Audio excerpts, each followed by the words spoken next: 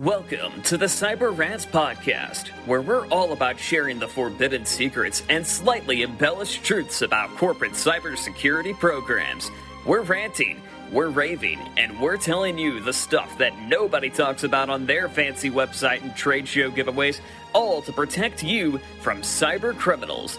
And now, here's your hosts, Mike Rotondo, Zach Fuller, and Lauro Chavez. Hello, and welcome to Cyber Rants Podcast. This is your co-host, Zach Fuller, joined by Lauro Chavez and Mike Rotondo.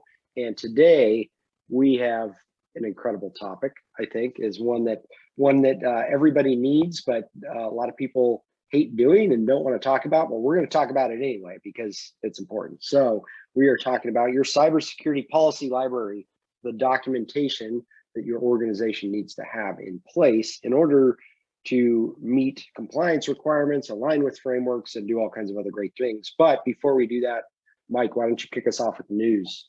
All right, so we've got some interesting news this week, and we're trying not to get political in this one, so keep this in mind. It's just news. But last week we talked about how Biden orders CISA and NIST to develop cybersecurity performance goals for critical infrastructure. This week we're hearing U.S. government agencies are failing to meet even basic cybersecurity standards. According to Quartz, QZ.com, the threat of cyber attacks has grown significantly over the past decade, but the cyber defenses of key U.S. federal agencies remain woefully inadequate, according to a Senate oversight report published August 3rd. While several of the agencies made minimal improvements in one or more areas, inspectors general found essentially the same failures as the prior 10 years. State Department's inspector general found the agency couldn't account for 60% of the employees who had access to classified network, a network which the report notes contains data which, if disclosed to an unauthorized person, could cause grave damage to national security. So that's awesome. Just something for us to all think about. One thing in the news, and I think we've kind of seen this playing out with Kaseya, ransomware actors increasingly targeting SMBs. This has been going on for a while. This is just a new thing. They're actually targeting the small to medium businesses,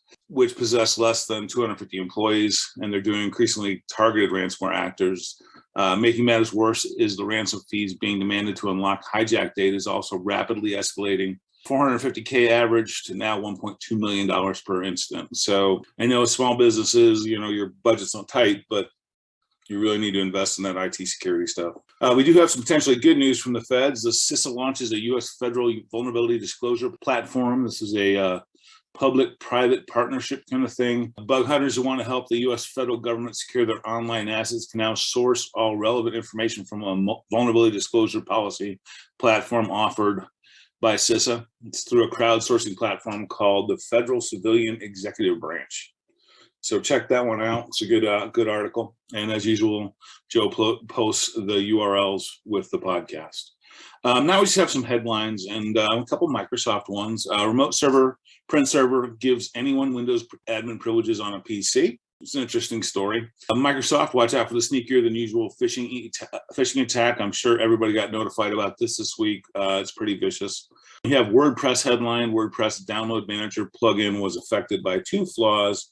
One of them is CVE 2021-34-639. SolarWinds attackers breached email of U.S. prosecutors as the Department of Justice, going back to the feds and their vulnerabilities. Multiple vulnerabilities in Google Android OS could allow for remote code execution. Hackers are now using CAPTCHA techniques to scam email users. And I added this last one in simply because I wanted to say this. Raccoon Stealer bundles malware propagates via Google's SEO. Check out Raccoon Stealer. That's all I got. Lauro, what do you have for us today? Man, nothing as cool as Raccoon Stealer. I mean, the article's interesting, but I just wanted to say Raccoon Stealer on a podcast. Yeah, Raccoon Stealer. So I wonder if he's a mecha raccoon. Anyways, yeah. So thanks for that, Mike, and for bringing up that WordPress again in the news, right? So I won't repeat that one, but I do have a couple good exploitables this week that I think everybody should be aware of. If you're out there using a product called QDPM, it's a free web-based project management software that you can download. It runs on PHP or MySQL. Anyways, the current version is 9.2, and I don't really know if this is an exploit versus a misconfiguration, but it's been made public that all of your connection string information, username, passwords for the databases are all stored in a YML file, and you can just essentially directory traverse over to that directory and download that database YML file and pretty much have all the passwords to everybody who's using the online site. So check that out if you're using that free web-based project management tool, QDPM. And then I've got a remote code execution, which is an interesting platform. It's called Moodle. And what Moodle is it's kind of another open source software, but it's an online learning management system. So an LMS, and you can essentially, make your own learning modules and all this bit. Well, the latest version and the last version both have a remote code execution dependent, and that sits out there on GitHub if anybody wants to test it. I think all the testers know where they'll go get this information. That's I think a pretty big open source used for scholastics and education and stuff like that. So if you're using Moodle, make sure you're checking out which versions you're on and working with the vendor to get something mitigated in place, or at least to know when the next release is out. And that's all I got. Zach, what are we talking about this week? Spider-Man? Well, we're going to try to do the impossible here and make cybersecurity policies fun. I don't know, maybe you have some ideas, but somehow we're going to do this. We're going to pull this off. But I think what we need to do first, just for the listeners' benefit, for those people that are building a formalized cybersecurity program for the first time, we need to talk about what is in that and why, right? So what are the core components? Now, let me preface it with, I don't want to go too far in the rabbit hole here, because you could have a policy library of hundreds of documents if you really wanted to. I don't know why you would, but some organizations, they're just enormous. Let's talk about kind of your mid-market type businesses, what they need, and as far as policies go and why. So what are your thoughts on kind of the, and maybe they don't have to be in order, but the most critical policies that you need to have in your document set? We'll start there. Well, first off, policies are fun, so we don't really need to make it fun. Exactly. This is probably one of the most fun topics you'll hear us talk about, actually. And actually, Silent Sector has a massive cybersecurity policy library. We just don't force it upon our customers. That's right. That's right. Just because you can doesn't mean you should. Exactly. Kind of like when there used to be encyclopedia salesmen and they, go door to door. We could start doing that with our policy library. It's pretty equivalent. Exactly. I used to sell the Rainbow series door to door, the security series from the 80s. Oh, yeah. Got a pocket protector and everything. Got the floppies out and stuff. Awesome. Yep. Knock, knock, knock. Have you heard about cybersecurity? The Department of Defense offers the Rainbow series that talks about slam in my face. I think the listeners think you guys are like 400 years old. Well, Mike is. I'm only 350. All right, so it's wisdom. Exactly. Yeah. How do you age wisdom? I don't know. Just normally. Hey, so let's put in probably the most important, the most epic, the most foundational of the policy documents that you as a business owner, and this, I guess it doesn't matter how large or small you are. I think this is kind of one of those foundational policies. Now, I don't want to get caught up in the name of this because different frameworks may call it different things, but Mike, would you say that information security policy is probably that first piece to put in place? Yeah, it's kind of the one policy to rule them all, right? It's what establishes your framework for your policies and kind of gives you an overall of what exactly is happening and why. So yeah, I think I definitely agree with you on that one. Yeah, and that's important, as call it policy, 00 or even 01 if you wish, right? Or something beginning. Right. I think that that particular policy is going to need to have the foundational language that empowers leadership to commit to cybersecurity in the company for daily operations. It provides, I think, what are enforceable controls, or should be enforceable controls in that document for your organization. And then also needs to have some form of change management, updating, kind of doctrine and care, and all these documents will. But that first document is going to give you the baseline for implementing a cybersecurity program, and it's going to hold you to it. So you can consider that, that policy, corporate law almost. Just to add, if you're gonna, I know a lot of people, executives should sign off on your policies. Your board should, in theory, that's the way it should work. However, most board members and C-level executives are not going to read a policy library, but if they're going to read one policy, it should be this one, right? Yeah. I think if everybody has to read one policy, it probably should be this one. Yeah.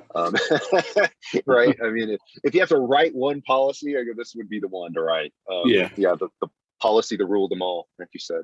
We got to get, throw in the Lord of the Rings anywhere we can. The other one that's key, I don't know if you're done or not, but the other one that's key is the data classification management policy, because you need to know what you're protecting, and you need to know where your data is, and you know where your gold is as far as your critical data, your classified data, your compliant data as far as EPHI or PCI or PII or compliant data you own. You need to know where it is. You need to know where it's stored and how it's stored. So that would be your data classification management. You could also add retention and destruction to that title as well.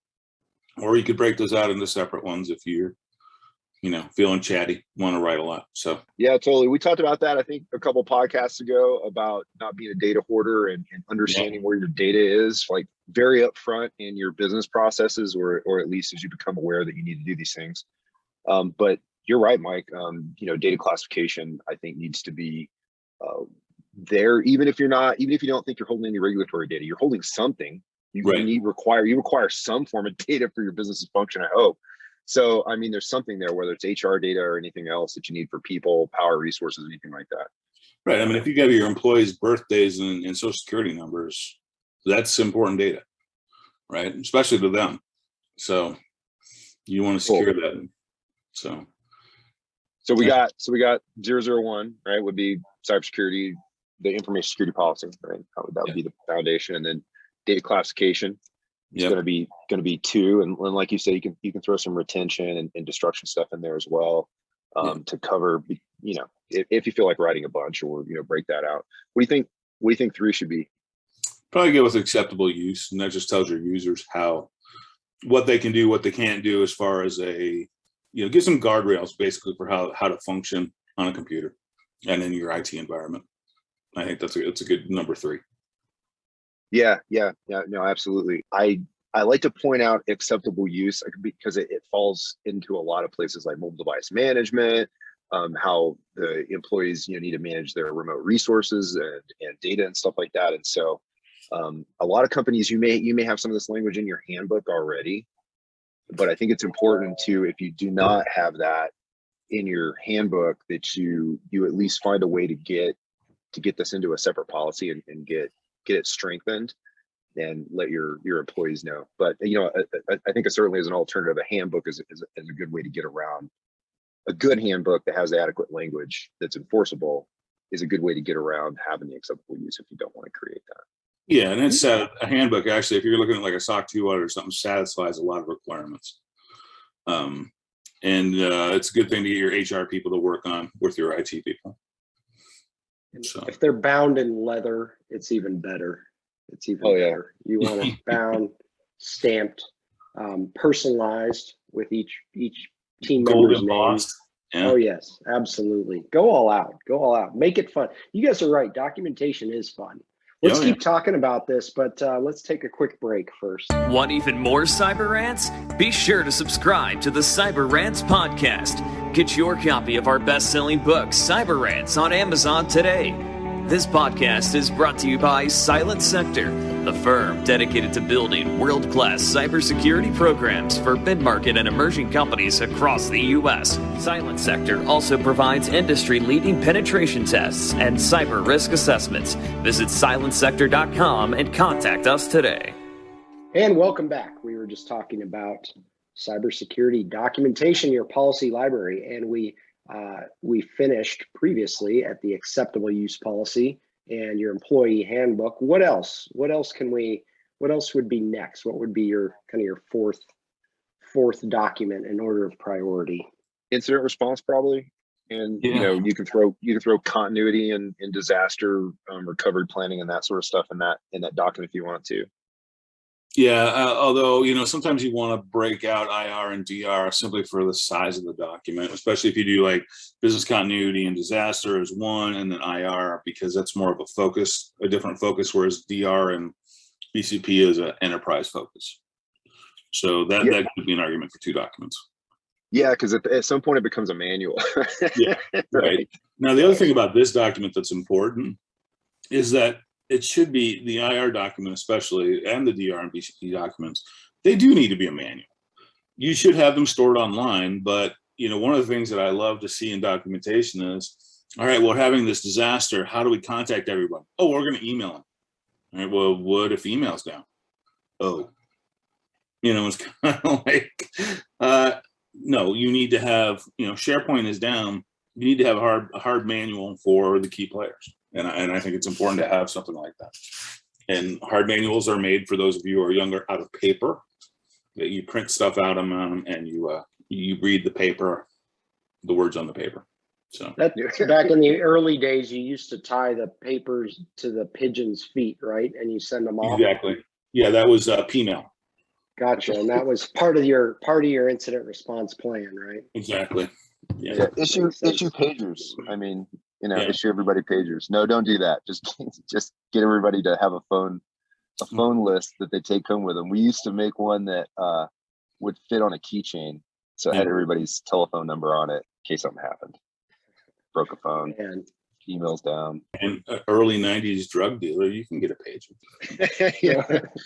Yeah, but I mean, no, I still have one. I don't want to admit to that. I don't. It's in the box. it's an old Motorola. That's terrible that I also have the iPhone 1. Anyways, I also have the old Verizon QWERTY flip phone that came out that had the first QWERTY FAD flip. Never mind.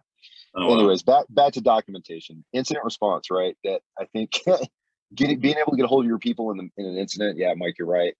Seeing an email address in there is not good enough. That's not a viable form of contact if something goes down. Yeah. Now, if you're sharing something on Slack or that's more, I guess it's more viable, but I mean, really, you need to print out everybody's phone number that's on the emergency response team, and you need to get that out to everybody who's on the emergency response team. Have them put it on the fridges. Everybody still has a refrigerator, maybe a smart fridge, but it's still magnetic for the most part in some places. Yeah. Don't encode it into the smart fridge, because then if the fridge goes out, then you lost it too. So yeah, exactly. Or the IoT, gets hacked. Well, I think one other thing to be kind of talk about maybe about this is that, from a hierarchical perspective, right? You're going to put these documents in, and the first one's going to be the information security policy. It's going to ground and build a foundation for ongoing cybersecurity operationalized inside of your environment. It's a forever machine, right? You open these things, they're forever. You don't just do them part-time, right? So that's going to be all in that first policy. The second one's going to wrangle all your data together, let you understand it, let you understand how to handle it. You're going to have to put requirements around it, even if it's something like HR data, just like, Bob Villa, is working in the, shipping department, and he's got an account that his data something has to happen to it when he leaves the company, right? So you have to figure that out. Acceptable use, telling people what to do, and then incident response continuity, disaster recovery, breaking that out.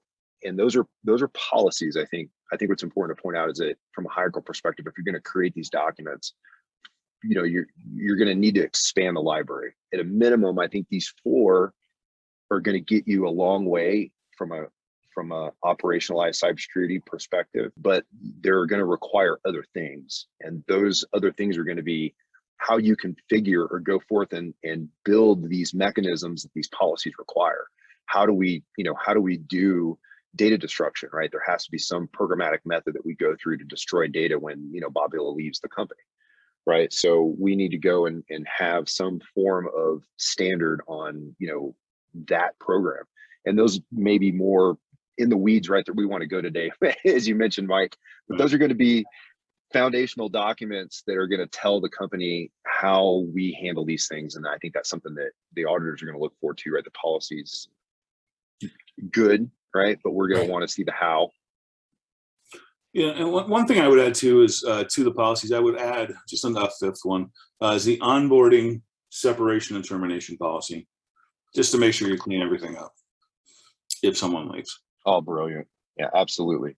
Yeah. Absolutely. I think that's something we don't see enough of is we see a lot of dormant accounts. Yeah, and a lot of it's tribal knowledge, right, or head knowledge, or whatever the politically correct term is these days. Is that we know how to terminate someone. It's like, great, write it down in case you're gone. Yeah, in case you're the one that gets terminated. Right. Exactly. Right. Somebody else needs to pick up in your place. So exactly. That's key. Well, and I think it's important for the listeners to know right there. These are the fundamental documents. That's kind of every organization needs this stuff, but there are a lot more, right? Of course, there's things like bring your own device policies, right? That's I think a big one that a lot of organizations struggle with, because so many, especially mid-market emerging companies, so many of them are dealing with a mix of BYOD and company issued devices. Any thoughts on that policy in particular? Yeah, you got to make one. Or is that too much for today? Am I bringing down the mood? No. For a BYOD policy, one of the things that's key is that you have to define what you are allowed to BY, because you can't have, going back to, we're not going to support iPhone 1s, Laurel. Sorry, Silent Sector doesn't do that. But, iPhone 10, 11, 12, or whatever versions we're on now will support that kind of thing. So that needs to be defined in that document, because it still goes back to your data security, right? You need to determine, what devices will be allowed to access our data and hardware or data and network applications. So it's key policy. There needs to be an approval process attached to it as well. Now, of course, we have staff, right? This team members across the organizations need to sign off on these things. Are there key policies that you would say they need to sign off on versus policies that don't really, that just kind of exist for the organization itself? For SOC 2 and HIPAA, there's a policy acknowledgement policy. I'm not kidding. So so that, but that can be a sign off in the handbook and that kind of sort of thing. But you do need to document that you're having your employees or team members sign off on the fact that they read the policies. So yeah, they should read them all. I mean, it's a grueling thing, but if you're using some form of programmatic security awareness training, maybe you can attach those to the end. But I think at a minimum, the acceptable use policy and the mobile device or bring your own device, policy, right? I think those are going to be critical. Yeah. For especially today with everybody working remote, where at least a lot more organizations, allowing that work remote. Yeah, and then speaking of working remote, and this isn't one of the standard policies, but a home office policy should be something that should be discussed, and it should be things like the cable modem that you have shouldn't be the one you originally got with when you moved into your apartment or house or whatever that's 10 years old and never been patched. It also shouldn't have your phone number as the password. Admin shouldn't be admin. Those sort of things. So setting those standards around the home office is important as well. Yeah, and we needed to have a whole separate conversation around that, because you make a huge point, because I think there's a lot of organization out there that are depending on people bringing their own devices, like using their personal laptops and desktops at home and their home computing networks and the tools that they have on their own personal computers to interface with the business organization. And maybe you'd be using Office 365 or Google Workspace or something like that. That doesn't matter if those individuals aren't forced to patch those machines and keep up to date with security patches. And of course, just like you said, like the life cycle, maybe they're using operating systems that are no longer supported anymore. Right. And so that has to be enforced some way, because it starts to become a big mess when you start to ask to deploy tools on on user endpoint devices like laptops and desktops. Right. And I know Microsoft's got the new Intune tool out there or whatever that's kind of being kind of the new big thing for at least mobile phone management with Office 365. I'll be curious to see how well it does with if they see the expansion up into the home personalized desktop space. There's still kind of crossing a line, or you're going to get resistance anyway if someone from your office says, well, I'm going to put these tools on your personal computer that you own. I don't know. Maybe it's just me, but I'd have a problem with that. Well, I mean, really what needs to happen is the company needs to just issue the device. I mean, that's really what needs to happen. And I know that there's a cost savings and a speed to design or whatever you're trying to achieve by allowing individuals to bring and use their own tools from home, but you're taking a risk to the data and the organization by not having control over the assets. So yeah, certainly BYOD needs to be defined, and yeah, we could probably have a whole conversation on that.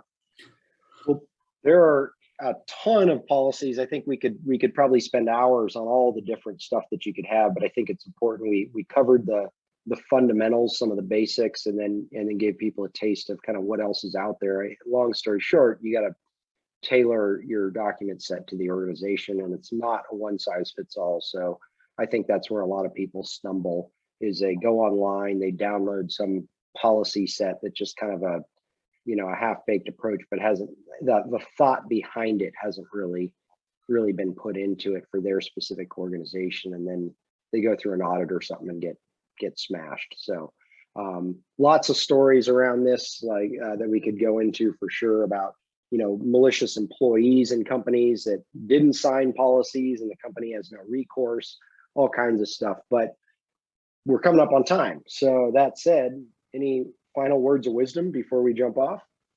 Well, definitely personalize your policies and make them fit what you actually do. I can't tell you how many times I go in and do an audit on HIPAA or SOC 2 or whatever, even just the CISO work, that I say, are you actually doing this? And I get someone saying, no, I don't really know what that is, but we, needed it for the policy, or the policy we downloaded had it. That's generally an automatic fail. So just keep that in mind, that you do need to personalize these, not just from an audit perspective, but the majority of companies that fail, that have policies in place, are the ones that download these policies and then never implement them or clean them up or personalize them. You got to be invested in them. It's your company. And as we talked about earlier, ransomware is attacking SMBs, and it's up to 1.2 million is the average cost now for ransomware on a small company. They're not having mercy on you anymore. Yeah, no. So take the time to define the controls that you can do today. You don't have to, like Mike said, you need to reflect what it is that you're actually doing at an operational perspective, right, in the document. So if you're not conducting internal risk assessments, you don't need to say that you're doing that. You need to make sure that you scribe what you do, but you also need to, that maybe that'll help you understand what you're missing as well. And you can always add to those documents. They're living documents, and they have change tables for a reason. If something changes in the business, it needs to change in the document. So, invest that time to manufacture those items, and what you write is what you need to, by the governing sense of corporate law. If you write the policy that you do something, you need to do it. You need to be able to do it or perform it, or have a method to very quickly be able to work towards that goal, right, in a short amount of time. So don't say it if you can't do it. If you put it in the policy and you're putting these in and you can't do this stuff within the next 2 to 3 months, it doesn't need to be in there. So put what you can do. Everything in there needs to be an enforceable control, and remember that you write the essentially the fence that you put around yourself, right? So you get to describe that in the document. So that's why they're fun to us, because they are extremely important. They're pivotal. They're the actual substrate from which cybersecurity programs grow. So they're extremely important, and what you put, the language you use to put in them, is very important. And so take that time to do it. And once you've done it, they're easy to manage. I think that over the hurdle, but custom tailor them to your org. You guys were right. Policies are fun. So I had fun. Told Hope you. the listeners had fun. But I think we should do another 5 to 15 episodes on policies and standards. I'm sure there's a lot more to uncover here, a lot more to unpack. But excellent points. And to everybody listening, I mean, it's something that you just have to do in today's day and age. It's just that's the price of using technology, and technology has been cheap for a long time, relatively speaking, to its benefits. But these types of things we're seeing they have to go into place, right? The investments have to be made in order to continue using technology. It's just part of business now. So Hope this was valuable for everybody listening. If you like the podcast, by all means, please subscribe on your favorite podcast platform. Reach out. cyberrantspodcast.com has a form. You can let us know your comments, questions, all of that stuff. We're happy to answer, and reach out, keep in touch, and then check out the book Cyber Rants on Amazon if you haven't already. Have a great day. Pick up your copy of the Cyber Rants book on Amazon today. And if you're looking to take your cybersecurity program to the next level, visit us online at www.silentsector.com. Join us next time for another edition of the Cyber Rants Podcast.